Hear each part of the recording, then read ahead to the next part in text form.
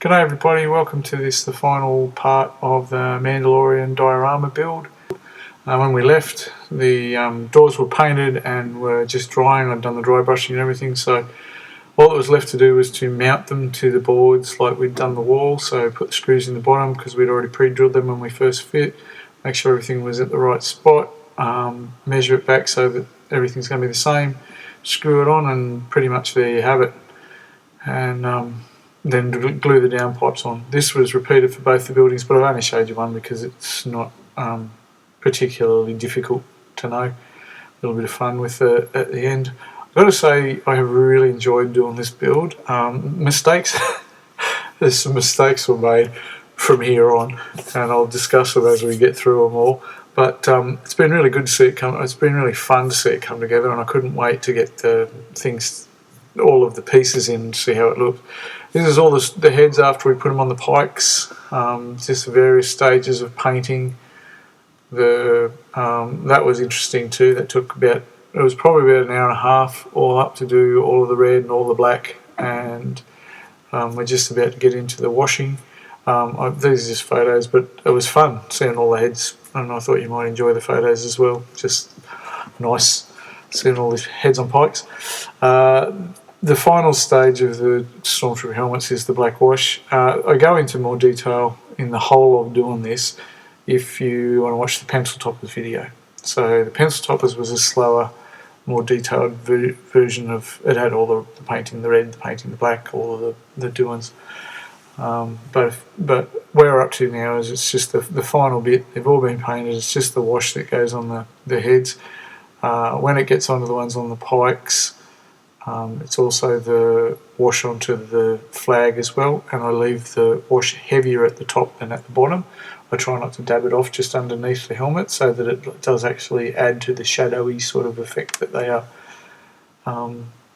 as far as it goes. You get a lot of time to play with this, so I thought it was a bit more time effective to paint all of the single helmets, the ones that are going on the ground, and then just dab them off because there is plenty of time to work with it. And there you go, first one done. So the black really defines all of those, the crevices and any of the cracks and the things that you put into it, and it picks up all the fine detail that each of the helmets have. It also adds, because of the black bit, it adds to the feeling that they were weathered. So once all that was done, it was then left to laying them out and see how they go. So I'm conscious of the fact that I want them to be similar to the way that we see them from the stills that I've grabbed from screen grabs. But I am also aware that we're going to try and put some figures on this when we're finished, so I don't want them coming 3/4 of the way down the board. So it was a combination of what looks really good, or what I thought looked good with them, trying to have two at a time and figure out where they are. Since I'm doing two, that bit of cardboard there to make sure that all the holes get drilled in the same spot, and to make sure that I have all of the holes and all of that sort of thing. So then it was a matter of putting them back, trying to remember which pike goes where. They do all have particular, there's 3 of them that have got cracks in them, and there's 5 that don't. There's one that's sideways, there's 2 that's small, so it was important to try and remember which helmet went where. And then it was a matter of drilling through the cardboard and drilling through the base plate. That means that I've got the cardboard ready for the next one. So I put it flat with the back and then cut it to go around that buttress on the side. Then it was a matter of putting them in, have a bit of a look, see how it does. My son came in the middle of this and I got him to have a bit of a look. You'll see in a second he starts pointing at things and saying, "Oi, I think you've got it wrong." Technically they were pretty much how they are on the screen, but he pointed out that the 2 on this left-hand side made it look a little bit too gritty.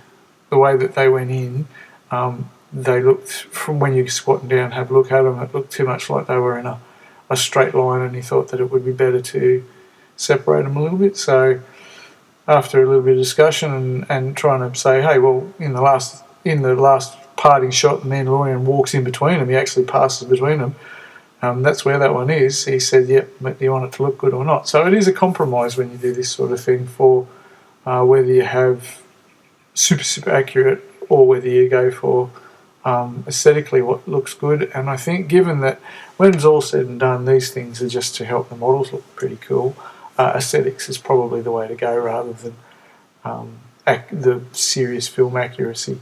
So unfortunately for me, that meant I had 2 holes that I got to fill, but anyway, we get there. And then I just marked them out on the bit of cardboard for the other one. He gave it a big thumbs up after this, and also put the directions, arrow marks for which way I wanted to drill the holes down, because they aren't actually all up and down. Some of them on a bit of an angle, just to help pronounce the fact that they're all different and to make them look good. Then it was stick the helmets down to the ground for the ones that are going to be on the ground and filled in the sand.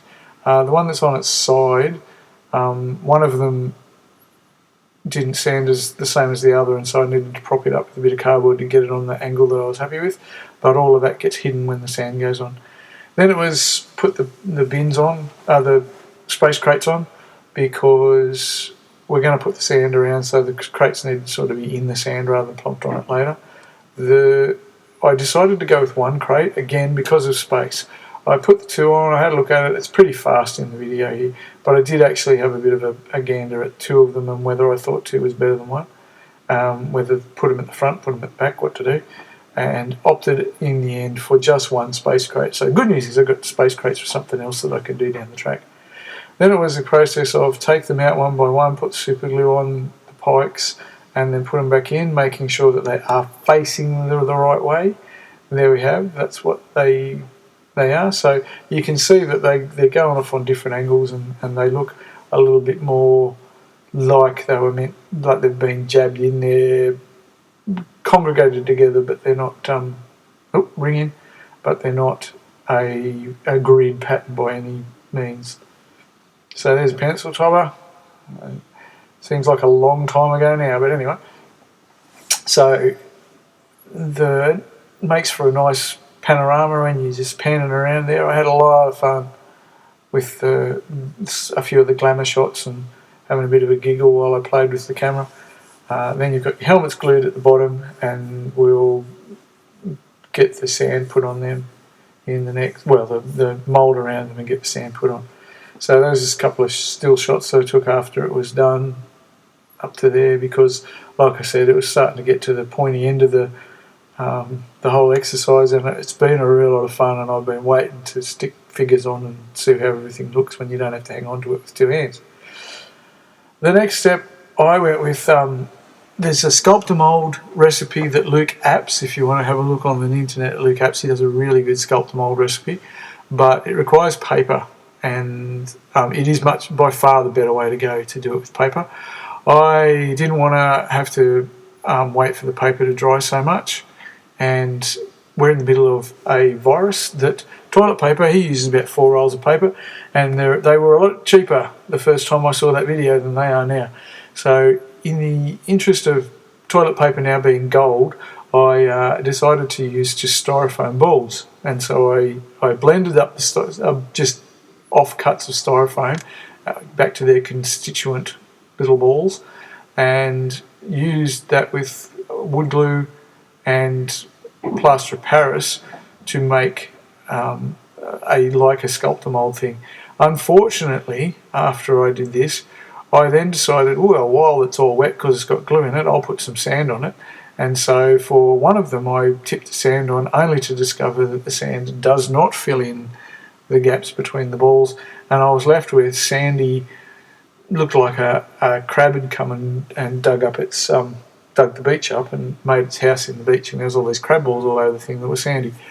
That meant that I was going to also have to use plaster of Paris, again straight, to do my sculpting. So sculptor mould with the paper would definitely be the better way to go if you're going to do it.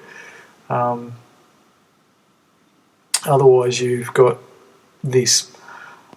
The sand followed that. Now, I put the sand on, I only did one of them thankfully, and it was mine, not Aussie Sci-Fi's, and that meant that when I was trying to do the plaster of Parising, it was a shocker. The sand, when I tried to sculpt the plaster, it actually pulled the sand up. So then I had sticky, sandy plaster that was all even harder to manipulate. So I'm very glad that I didn't follow my brainwave for both. The plaster fills in the gaps nicely. I thought when I'd done it that it was going to end up looking a little bit too heavy, too much sand, a little bit too bunged on there. But after I'd done the sand on the whole of the board, and after I manipulated it around and poured some sand in places to make just dunes and different things near the door and filled up in the corners behind the box and stuff like that, it's fine. I'm quite comfortable with it. So once that had dried, they all went out in the sun, but because it was plaster of Paris and because it was styrofoam, I think I left it out there for about 2.5 hours, but it didn't take that long to dry. Brought it back in and painted all of the plaster and touched up all of anywhere that I'd got plaster or glue or things on, so that when we put the sand on, there's no white or strange colours showing through it. I didn't want to do bucket loads of sand and multiple layers or anything like that. I just wanted to glue it down and get it on there. So I find that if you paint underneath in a complementary sort of colour, it doesn't have to be a light one. Because this was the planet that it's set on, I went with a sandy sort of colour, but you can do it over dirt. You can have a much deeper brown earthy sort of colour, just as long as you've got a uniform colour underneath. I find that when you put your sand or your grit on, it just helps to fill in the gaps, and if there's a bit there where you're a bit light on, you don't see strange colours underneath it. So painted it all, same thing again, took them outside, stuck them in the sun.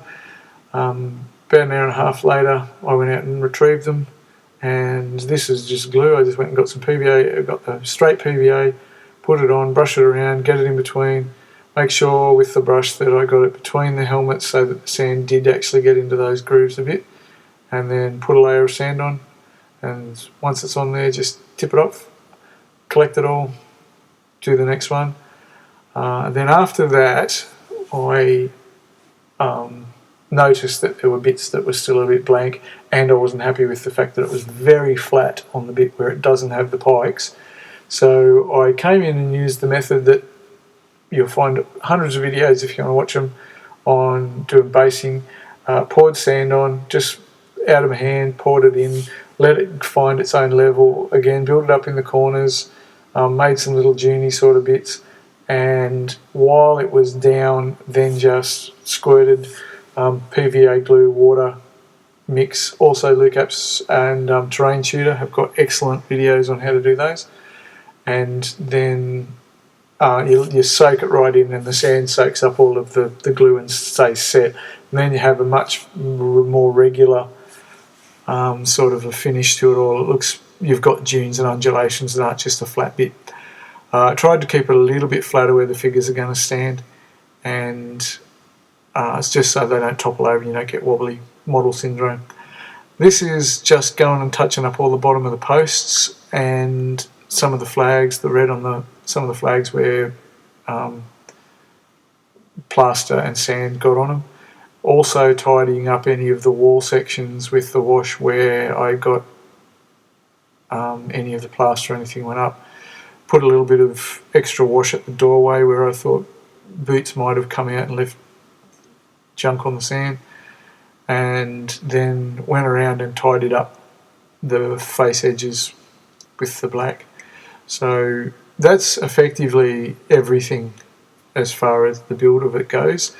I was going to try and put pegs in to put the figures down, but they're a strange size and I haven't got any dowels that are the right size, and I'm going to have a think about that. I don't think I would glue them because there goes your model if I ever die and my wife wants to sell them. So the figure, trying to preserve the integrity of the figures, but other than that, it was I've just stuck them up there and they seem to stand okay. And when I put my diorama into a cabinet, I think they'll be fine. There may be the occasion one falls over, but that happens. Everybody that's got a collection's found a figure face down one morning. So this is just, like I said, tidying up the black along the face edge of the boards, which means that they're ready to go. So following is just some glamour shots. I did just a couple of photos because I was pretty excited, and then unpacked all of the my Mandalorian figures and stuck them on, and there's just a couple of video panorama shots, moving shots slowly for you to get the idea of what it looks like. I really hope you've enjoyed watching these videos, and I hope it inspires you to have a bit of a go for yourself. I understand it's First Order Stormtrooper, but hey, it's the one I had out.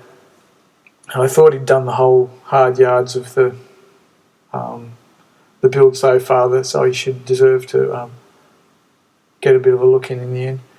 So, as I said, panorama, fun to do. You can get some nice photos. You can spend all day actually taking photos of different shots with the helmets, because this is such a cool scene, hence the iconic nature of it all and the reason that I did the build. But I've really liked it, and I'm really glad that I did it. I hope you have enjoyed watching it. If you do, it's really great if you leave a comment or even drop me an email or something like that. If you've got any ideas of something that you might like to see built over time, then by all means send me an email or have a chat and say good day. I will be doing some more. At this stage, the next one up possibly will be a Bounty Hunters on Star Destroyer bridge scene from The Empire Strikes Back, and it's nice that they've released Zuckuss and Forlong again in a repack. That'll be good. I won't feel so bad about opening them. And as you can see, some really nice shots, and you could have a lot of fun with some still photographs if you felt like doing it. But if there's something that you really would like to see, then by all means, please let me know, and I'll slate it in for things to do. Hopefully one of these days we'll be out from lockdown, and although that means that I'll be back to work and earning some money, it does mean that the time will be limited, and so I won't be making as many of these videos as I've been doing. I'm trying to give you enough detail for anybody out there that hasn't done a lot of model building that you benefit from seeing how things are done. But I don't want to do so much that it bores you to sobs and you've got to fast forward through the video going, oh my goodness, what's this bloke on about?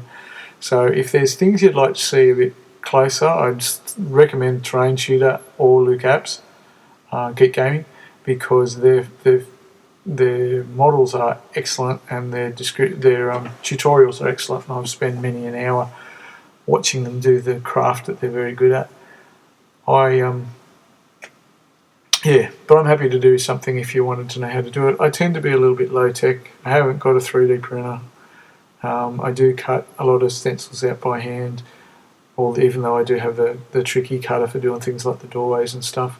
I tend to try and do the things that I can do without lots of expensive gadgets. It would be fun. I would love to have a CNC machine, a laser cutter, and all the other stuff. And maybe one day when I'm older and retired and got more money in my super, that'll happen. For the time being, I just do your low-tech basic stuff. So if there's something that you'd like to, I hope that you've got some benefit out of this. But if there's something that you'd like to see that I haven't shown, let me know, and we'll see whether we can accommodate you. And so, again, nice panorama. Here's all the figures.